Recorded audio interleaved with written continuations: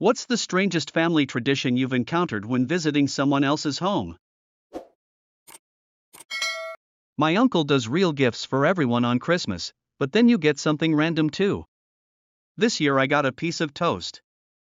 He toasted a piece of bread, stuck it in a Ziploc and stuck that in the gift bag with some, much appreciated, gift cards. It's fun when someone brings a new partner over and they're so confused. I've gotten zip ties, a turkey baster, I think one partially used 9-volt battery, or it was a package of 2 that had one left, I can't remember.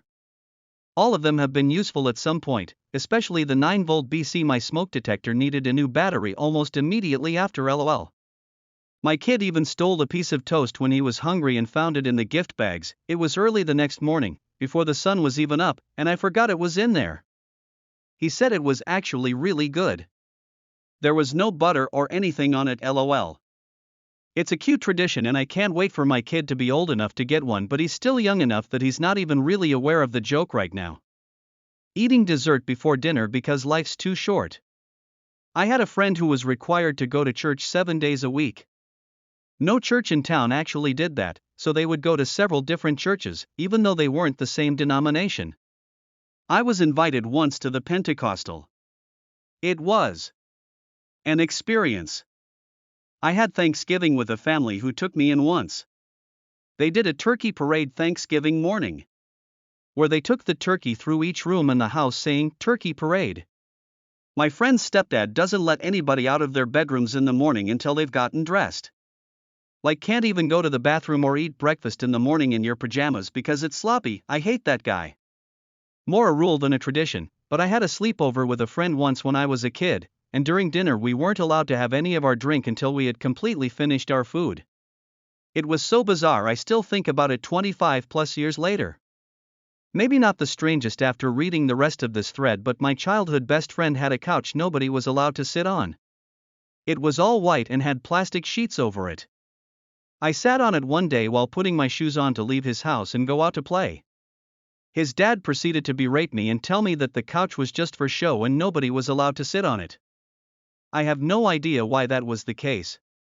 Who the fuck has furniture you're not allowed to sit on? Especially when it's covered in protective plastic? We have the werewolf seat. My father reserved it for people that were new to the family circle, new boyfriends or family friends. He figured that if a werewolf attacked, it would eat the new person in that seat. He would calmly tell the would-be partner or friend that they would be the first to go when the werewolf showed up. It was quite the icebreaker. My dad's insane and wonderful. It was Sunday. My family was visiting church friends because they had kids the same age as us. We were sent to the basement where we sat. We did nothing. They had a rule that you couldn't watch TV, listen to music, read, or even do homework on Sunday. We were that bored we asked about homework. They literally sat and did nothing on Sunday after church. We never went back. I think my parents even thought it was a little weird. Instead of praying, a full family recital of the Addams Family theme song before meals. They were wonderful people and foster parents. Hot dog time. My buddy in middle school had like 4 or 5 other siblings, and occasionally they'd do this activity for dinner called hot dog time. Each child was given a paper plate with a bun and plain hot dog. Condiments were hidden around the house, like Easter eggs. There was a countdown, and his parents would shout relish, set, go. Then we'd run off and try to find the condiments we wanted. I got mustard, would be called out, so if we wanted mustard, we'd have to go get some mustard before continuing the hunt. I got ketchup, echoed through the house, but I didn't like ketchup, so I always skipped it. If someone dropped a hot dog while running around, everyone would chant "Don't cry over spilled dogs," then they'd be given a cold one as punishment. I once had to eat the cold hot dog. My wife's family has a chant they do for anyone opening presents, so birthdays and Christmas presents. Every single grandchild, and there are a lot of them, added their own line to the chant when they were 3. Every line also has added gestures to go with it. Nothing like a room full of adults yelling D, D, D, D, while pointing at the nearest ceiling fan. My favorite is probably making siren noises while doing a low-level headbang, though. It takes 2 to 3 minutes and they do it before every single person opens their first gift. Thankfully, it's been toned down as it used to be done every single time for every single gift. In a group of over a dozen people. That first Christmas was hell, and let me tell you, I did that chant in full every single time wondering about my life choices. Still married though, and they're great people. Years ago, Thanksgiving at a friend's house. When the table got set up, and we all sat down, the Westminster Dog Show was playing on a small 13-inch TV/VCR combo on a buffet table at the head of the table. When I started to speak general table conversation, I was shooed and told, like I was an idiot, TV is on, and they pointed to the TV.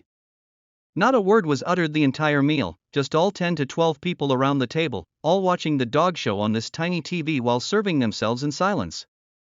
Later on, my friend said it wasn't so much that they worshipped television, as I had accused them of, but that years ago, the fighting around the table got so bad that the rule became no talking while the TV was on. So, that worked, and so when the TV was on in the room, nobody was allowed to speak. This eliminated all the snippy side comments that turned into verbal brawls, I guess. Other than that, they seemed like a nice family. Santa leaving each family member matching pajamas while everyone is at midnight Massachusetts kinda sweet really. They all got up at like 7 a.m. sharp, showered and dressed for the day, and then went downstairs to eat breakfast together at the table. I guess that's not weird in of itself. Well, it was for me. The weird thing is that apparently they didn't inform guests of that. I slept over said friend's house when I was 11 to 12, wondered where my friend had wandered off to when I woke up.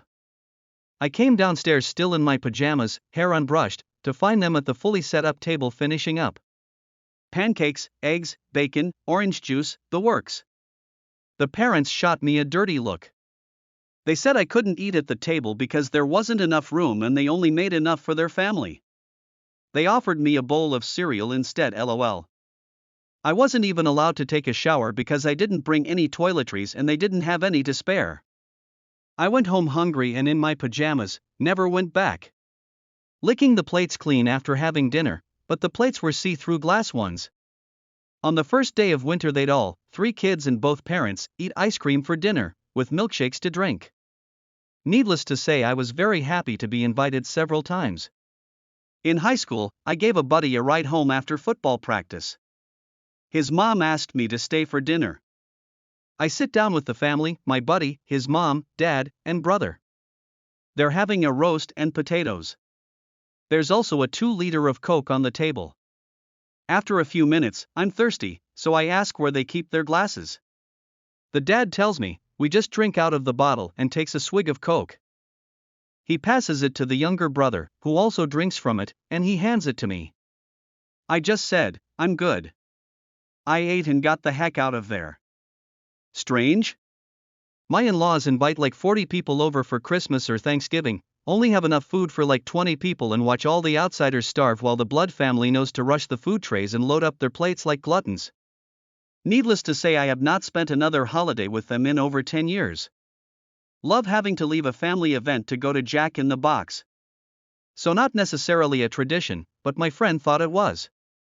She comes over once a week and has for almost a year. Every evening, I use an old laptop to charge my vape, basically using it as a portable charger. The thing is though, it has to be open and on, which gets annoying, so I cover it with a towel. She apparently never saw me plug my vape into it, so for months she thought I just brought out a like ceremonial laptop and covered it with a towel. I'm amazed she still kept coming over, and even more surprised she just rolled with it. I would not call this tradition, but I went over to someone's house in the summer, when I was a kid, and for breakfast, they brought their son the food from the previous night's dinner that he didn't eat. They had blended it in a blender and heated it up for him. Was spaghetti or something. His mom said, we don't know how you do things in your house, but in our house when we pray over the food, we have to eat all of the food. I can't explain it adequately, but it was creepy. Wasn't my encounter. A friend of mine told me about the first time they stayed at their partner's in-laws for a holiday to spend the night. The place wasn't spacious, which was fine, and the partner's mother used a sound machine to fall asleep. Something a lot of people do. I do that, my kids do. Fan sound, ocean sound, it's fairly common. What they discovered, too late, was that the mother of the house went to sleep every night listening to vacuum cleaner noise. And not a handheld, whirring one. More like a big industrial-sounding suck machine. She would turn it on before bed, and the gentle calm was assaulted with loud pipe exhaust and squealing belts. When my friend asked their partner why they didn't at least warn them, they told them they hadn't thought it was a big deal. In middle school, friend's mom invited me to come over for dinner before we would leave for a concert, which was nice. But I found it just a little odd that it was the night the two kids of the house had to make dinner as a chore, and I was expected to help since I was a kid too. I guess it could be a cultural disconnect because in my house, my mother would have cut her hand off before asking a guest to do work. If I had school friends over, chores were postponed, or if it was time sensitive, my mom would either ask my friend to wait 5 minutes for me or do it herself because guests. Ate a meal with an Asian family when I was in high school. When I finished, I got up to wash my plate. The family laughed because my buddy was still eating. They said that if anyone was still eating when someone washed their plate, the one still eating would never marry. Buddy never got married. True story. Also how I learned to eat crabs and rice with my hands. Went home with a girl from school, to be alone together. The tub in the hallway bathroom was filled with bags of garbage from the kitchen because her older brother didn't want to take it out. The smell was everywhere and I couldn't be there. Did he refuse to take it out for a week? A month? Why did her parents say nothing? 40 years ago, friend's Bulgarian mom gets McDonald's for dinner. Yay! Sets table like it's a major holiday. Okay, whatever. Takes all the food out of the wrappers and puts in plates.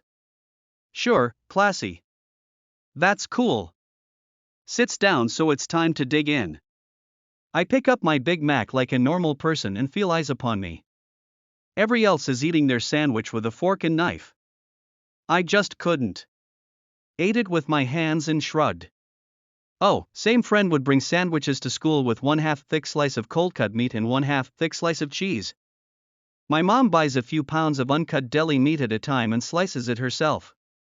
That shit looked so unappetizing. Remember, it's the 80s with brown paper bags, no fancy cooled bags. So that slab of American cheese was melty and surely affixed it to the top of friend's mouth like glue.